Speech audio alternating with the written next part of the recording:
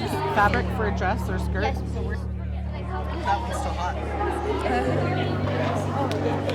Canada's Truth and Reconciliation Commission released 94 calls to action in June of 2015.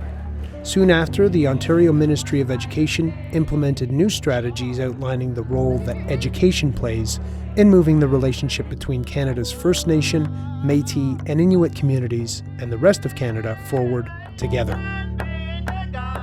It would be a call to action, to come to terms with a part of Canadian history that is often overlooked.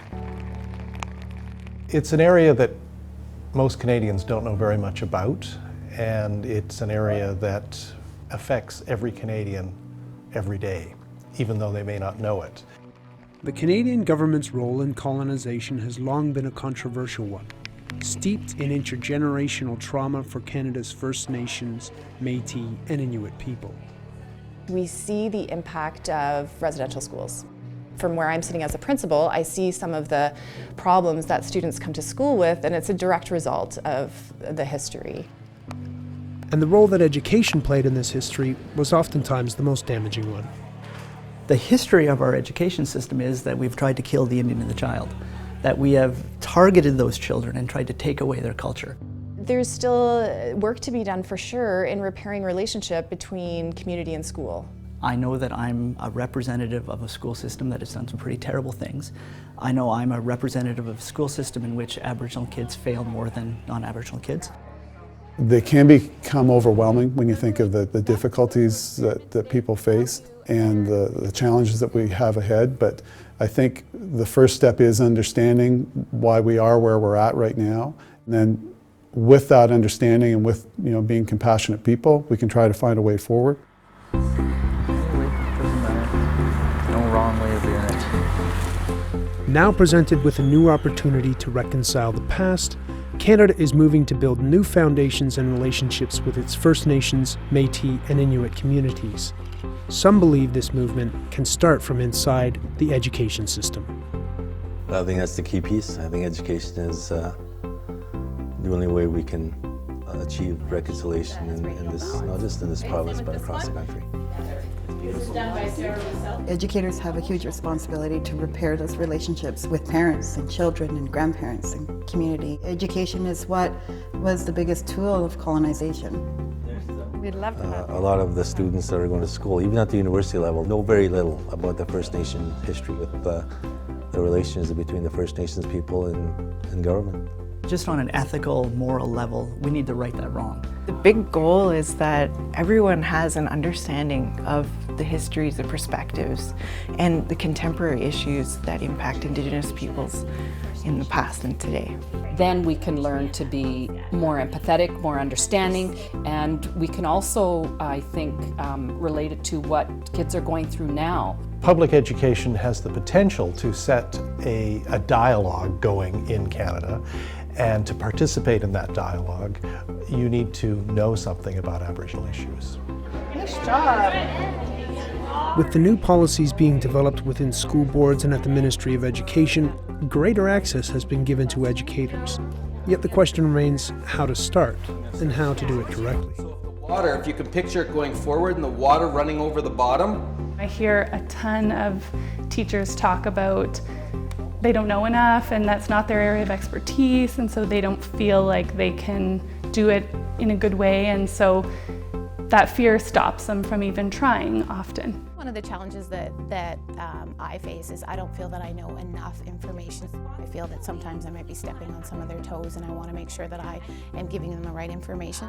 And the Wolf Clan teaching is be kind to your family. Always. So my advice to new teachers would be not to worry about where you're starting, just to start. Just try. Use the colleagues that you have, use any contacts that you have that you feel comfortable talking with. My advice would be to just sort of step outside of your box and find that courage to make those connections. What the elders have told me over and over again is, as long as you do it with a good heart, don't worry so much about the protocol, worry about the intent. It's much worse to have not done anything at all than to have started on that journey. Can you make a safe place in your classroom to talk about difficult things and invite people who do have that voice? We're very lucky today to have both Grand Chief Fiddler and Chief Collins with us. And classrooms across the province now have a support system for finding those deep and diverse voices. Building that relationship and understanding each other is the only way to grow. So most school boards now, I think, have a First Nations, Métis and Inuit consultant. They will work hand in hand with teachers, with the student and with the community and help support with the teaching role. I support teachers. I think that's one of my main roles. I support teachers. I work to support teachers and schools. To help liaise and build a relationship between the school and the families. The second level is, of course, supporting educators. Some of the work that I might do is go in and do professional development. I do a lot of professional development. The work is about bringing our educators on board, because a lot of times our educators talk to me or they talk to their peers and they say, I really want to be able to do this. Help me. Show me how to do it. I think it's important to have a role like this to support the teachers and the impact that that can have on all of those students. It was really valuable for our team of teachers to have those supports, because it helped to give us confidence to go into our classrooms and approach the material.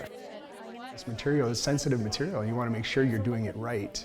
So it's nice to be able to have a person you can go to and talk to just about anything. Yes, you may feel some apprehension, but there are lots of supports in your community and in your school board to help you with this. Bonjour. Hi.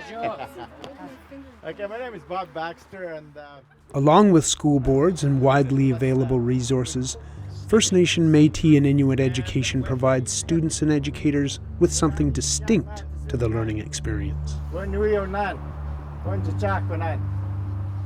most important learning that I've ever had is just listening to elders. There is a deep and abiding kind of wisdom in Aboriginal culture that teaches you how to live with the earth. That's valuable. yeah, we get wiser. If you teach a child to hate, he's going to hate. If you teach him to love, he's going to love. If you teach him the surroundings, he's going to cherish that. It's an opportunity for the kids to hear the real story and build relationships. It's all about relationship building. If you feel challenged putting Aboriginal perspectives in your own mouth, don't do it. Get somebody else to do it for you. Bring in an elder or a community member to talk about it. The community will really respond to just you reaching out and making those first steps. Thanks, Dawn. Mindsets are changing in Canada. The issues surrounding First Nations, Métis and Inuit people are more clear, and Canadians now more open than ever to learning about them. By integrating new perspectives, the potential for education to have large societal impacts is great. Yeah.